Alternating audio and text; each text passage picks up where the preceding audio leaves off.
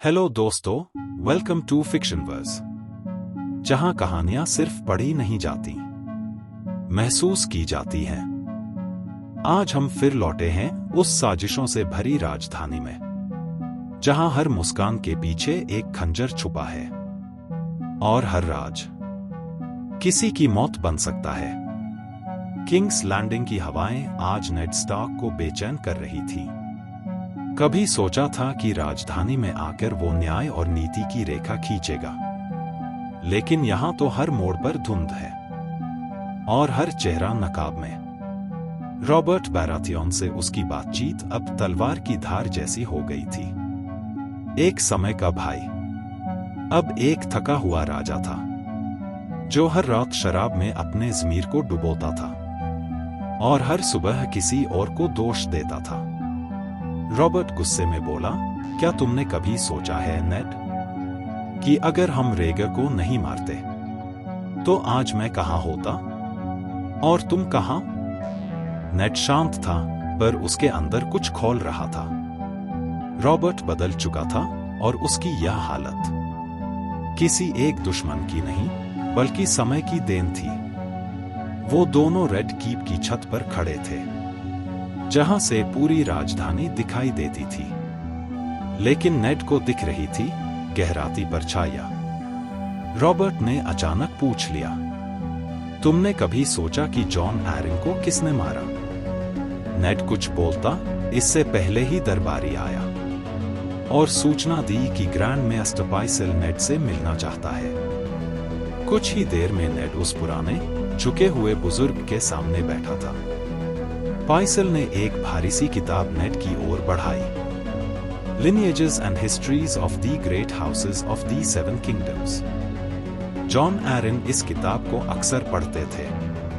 पाइसल की आवाज धीमी थी, जैसे कोई राज सुना रहा हो, और मरने से पहले उन्होंने सिर्फ एक बात कही थी, द सीड इज स्ट्रॉन्ग। नेड ने किताब खोली। हर पन्ना, हर वंशावली एक कहानी कहती थी, लेकिन उस एक वाक्य का मतलब, the seed is strong, Jon Arryn किसकी बात कर रहे थे? किसका बीज इतना मजबूत है? नेड की आंखों में सवाल उभरने लगे। उसे अचानक याद आया कि रॉबर्ट की कई नाजायज औलादें राजधानी में फैली हैं। क्या जॉन आरिन ने इनमें कोई समानता देखी थी? नेड ने अपने भरोसेमंद सिपाही जोरी को बुलाया और उसे आदेश दिया कि वो रॉबर्ट के नाजायज बच्चों का पता लगाए। शेडी प्लेसेस, ब्लैकस्मिथ्स, ऑर्फनेजेस, कहीं भी हो सकते हैं। राजधानी की गलियों में गूंजती हंसी के पीछे अब डर छिपा था। नेड अब जान चुका था, जॉन आरिन को जहर दिया गया था, पर किसने और क्यों?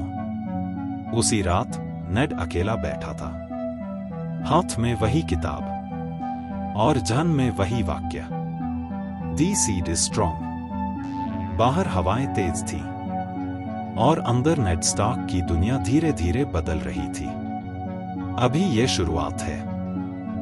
नेड स्टार्क की आंखों में अब सिर्फ एक ही चीज थी, शक। पाइसल ने कहा था कि जॉन आरिन को बुखार हुआ था, फिर हालत बिगड़ गई और मर गए, लेकिन नेड को यह कहानी कुछ अधूरी लगती थी। उसे लगता था, नहीं, ये सिर्फ बीमारी नहीं हो सकती।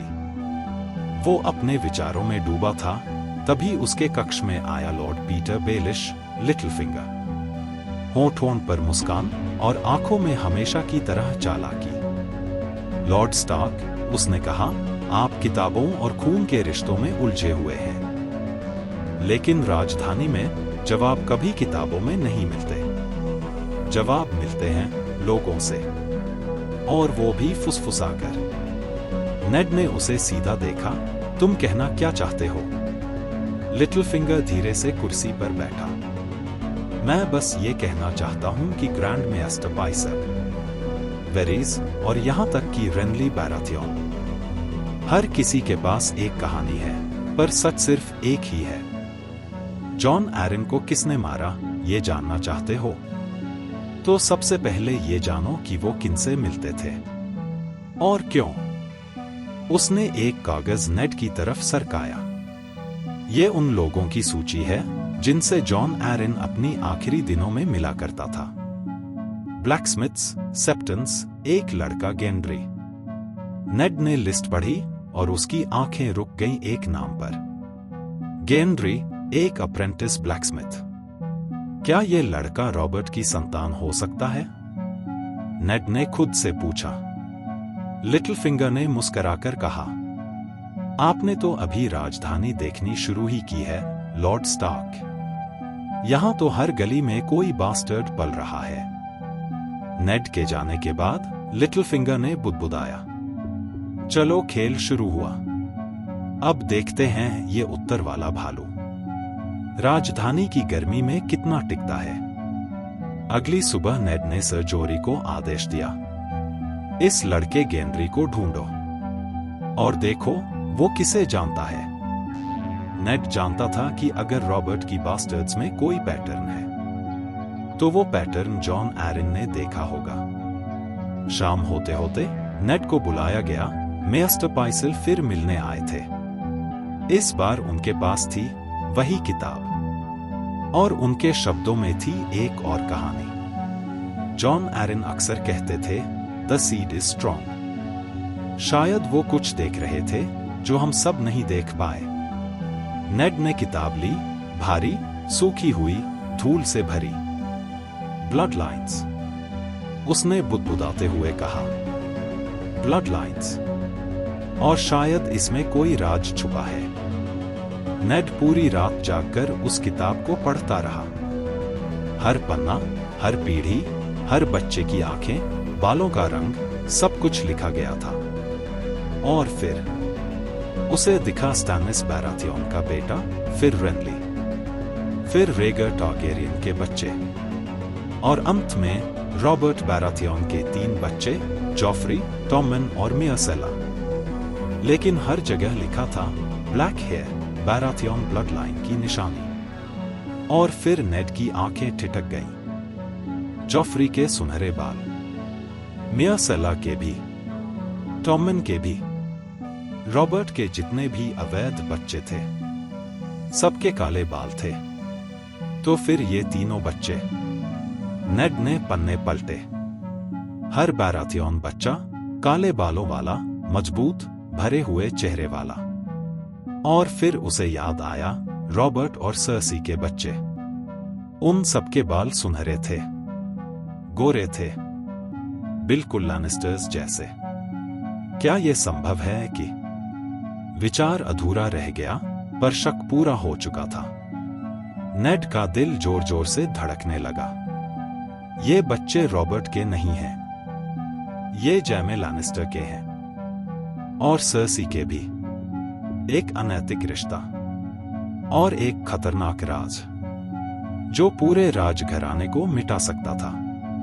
नेड को समझ आ गया था जॉन एरन को क्यों मारा गया। वो बहुत करीब था इस सच तक पहुंचने के। नेड अब सच्चाई की ओर बढ़ रहा था, पर राजधानी में सच्चाई तलवार से ज्यादा घातक होती है। उस रात नेड ने पहली बार रेड कीप की दीवारों को दुश्मनों जैसा देखा। उसे लगा जैसे हर छाया उसे निगलने को तैयार है, और हर मुस्कान सिर्फ एक छलावा। नेड की नींद उचट गई थी। रेड कीप की दीवारों से टकराती हवाओं की आवाज में भी उसे खतरे की भनक लगती थी। हर दरवाजा, हर छाया अब उसे भरोसे लायक नहीं लगती थी। वो सुबह जल्दी उठा और बिना किसी को बताए निकला। सर जोरी और 2 गार्ड्स उसके साथ थे। गंतव्य था वो लोहार की दुकान, जहां काम करता था गेंड्री। घोड़े रुकते ही नेड ने देखा धुएं और गर्मी के बीच एक लंबा, मजबूत लड़का, जिसके घुंघराले काले बाल थे और चेहरा किसी से मेल खाता था। रॉबर्ट बैराथियन। लड़के ने सिर झुकाया। माय लॉर्ड, आप कुछ बनवाना चाहते हैं? नेड ने उसकी तरफ देखा और कहा, मैं तुमसे कुछ सवाल पूछना चाहता हूं, गेंड्री। तुम्हारे मां बाप कौन थे? मां को याद नहीं, सिर्फ इतना जानता हूं कि वो बियर बेचती थी। मरी जब मैं छोटा था। और पिता का नाम कभी नहीं बताया गया, पर मां कहती थी वो एक राजा जैसा आदमी था। नेड का शक अब यकीन में बदलने लगा। जॉन एरन तुम्हारे पास आता था? नेड ने पूछा। हाँ, गेंड्री बोला। एक बार आया था, एक बूढ़ा आदमी और एक मेस्टर के साथ। कहा था कि वो मेरा ख्याल रखेंगे। नेड ने सिर झुका लिया। अब वो उस बीज की गहराई समझने लगा था जो जॉन एरन ने बोया था। दी सीड इज स्ट्रॉन्ग। उसका मतलब अब साफ था। रॉबर्ट के सभी नाजायज बच्चे एक जैसे दिखते थे, पर सर्सी के बच्चे, उनमें कुछ भी रॉबर्ट जैसा नहीं था। शाम को जब नेड वापस लौटा तो उसके कक्ष में उसका पुराना दोस्त बैठा था, किंग रॉबर्ट बैराथियन। हाथ में शराब, चेहरे पर थकान और आंखों में शिकस्त। तुम अब भी जॉन एरन के भूत का पीछा कर रहे हो? रॉबर्ट ने पूछा। नेड बोला, मैं सच्चाई का पीछा कर रहा हूं। रॉबर्ट ने एक लंबा घूंट लिया। सच जानकर क्या करोगे, नेड? यह राजधानी है, विंटरफेल नहीं। यहां सच्चाई से लोग मरते हैं। अगर सच्चाई जानकर किसी की जान बचाई जा सके, नेड बोला, तो ये खतरा मैं हर बार लूंगा। रॉबर्ट उठकर जाने लगा। तुम्हारी यही आदत मुझे पसंद है, और डराती भी है। दरवाजा बंद हुआ और नेड अकेला रह गया, उस किताब के साथ और एक सच के साथ जो पूरे साम्राज्य को हिला सकता था। नेड ने कैंडल की लौ को देखा, जैसे हर जवाब उसी रोशनी में छिपा हो। उसने किताब को फिर से खोला। Lineages and Histories of the Great Houses of the Seven Kingdoms। हर नाम, हर वंश उसने ध्यान से पढ़ा। House Baratheon, black hair, strong build, stormy temper. और फिर उसके हाथ थमे। रॉबर्ट और सर्सी के तीनों बच्चों की वंशावली तक आते ही ब्लैक हेयर का कोई जिक्र नहीं था। सभी बच्चे गोल्डन हेयर्ड, जैमे लैनिस्टर के जैसे। नेड का दिल धक से रह गया। दी सीड इज स्ट्रॉन्ग, मतलब अब साफ था। सर्सी के तीनों बच्चे रॉबर्ट के नहीं थे। सच ने उसकी रगों में ठंडक भर दी। वो उठा, कमरे के हर कोने में खतरे को महसूस करता हुआ। किसी पर भरोसा नहीं किया जा सकता था, न लिटिल फिंगर पर, न पाइसल पर, और न ही वेरीज पर। उसने मेस्टर पाइसल को बुलवाया। मुझे एक रेवन भेजनी है, स्टैनिस बैराथियन को। पाइसल का चेहरा सख्त हुआ। स्टैनिस? क्यों? क्योंकि रॉबर्ट की मृत्यु के बाद वही असली वारिस है। पाइसल कुछ नहीं बोला, बस सिर झुका लिया। पर नेड जानता था ये खबर अब कई कानों तक पहुंच चुकी है। रात बढ़ रही थी और राजधानी की दीवारें अब और भी संकरी लग रही थी। नेड ने सर जोरी को बुलाया। किंग की सुरक्षा बढ़ा दो और खुद रेनली और लिटिल फिंगर से बात करने जाओ। सावधान रहना, जोरी। ये शहर अब मेरा नहीं है। जोरी ने सिर झुकाया। विंटरफेल की कसम, लॉर्ड स्टार्क। नेड खिड़की के पास आया, जहां से किंग्स लैंडिंग की गलियों में रात उतर रही थी।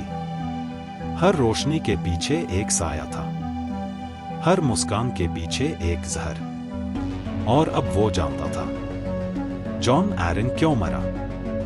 वो जानता था रॉबर्ट कितनी बड़ी साजिश में फंसा है। और अब नेड अकेला नहीं रह सकता था। वो कागज उठाता है, क्विल में स्याही डुबोता है और लिखने लगता है वो खत जो पूरे वेस्टरोस की तकदीर बदल सकता है। तो दोस्तों, यही थी चैप्टर 16 की कहानी, जहां नेड स्टार्क सच्चाई के और भी करीब पहुंचा। अब बात तुमसे, क्या सर्सी के बच्चों की सच्चाई सबके सामने आएगी? क्या नेड का लिखा खत सही हाथों में पहुंचेगा, या कोई और इससे पहले पहुंच जाएगा? क्या जॉन एरन के रास्ते पर चलते चलते नेड स्टार्क की किस्मत भी वही होगी? कमेंट में अपनी राय जरूर बताओ। अगर गेम ऑफ थ्रोन्स की ये कहानी पसंद आई हो तो वीडियो को लाइक करो, चैनल फिक्शनवर्स को सब्सक्राइब करो और अगली चैप्टर के लिए घंटी ऑन करना मत भूलना, क्योंकि फिक्शनवर्स में फिर मिलेंगे, जहां हर कहानी एक नई दुनिया है।